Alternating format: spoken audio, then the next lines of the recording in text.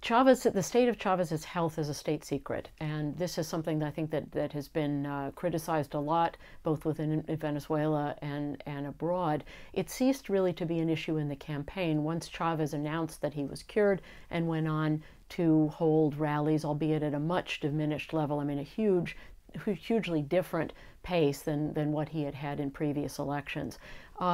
But I think there's every indication that he is very sick, and the Venezuelan Constitution stipulates that should he die in the first 4 years of office, and no one is wishing anybody ill, but should that happen constitutionally in Venezuela, there would have to be a new election within 30 days.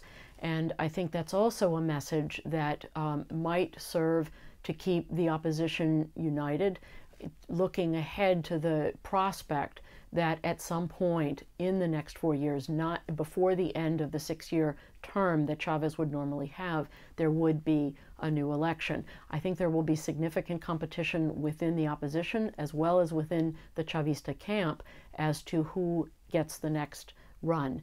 Capriles was able to, I think, wage a very effective campaign. He won a primary last February. He was the chosen candidate of a unified opposition, but he's not the only leader in that coalition, and other people may be tempted to challenge him for the role of leadership of the unified opposition. Within Chavismo, there are also a number of prime contenders for the number 2 slot, and I find it very hard to believe that Chavez himself would not play a very significant role in handpicking his successor and communicating to the Venezuelan people that the person that he has designated as the person to lead the revolution, should he become incapacitated or should he die in office, I think that person would have a huge advantage, and that's not lost on Hugo Chavez.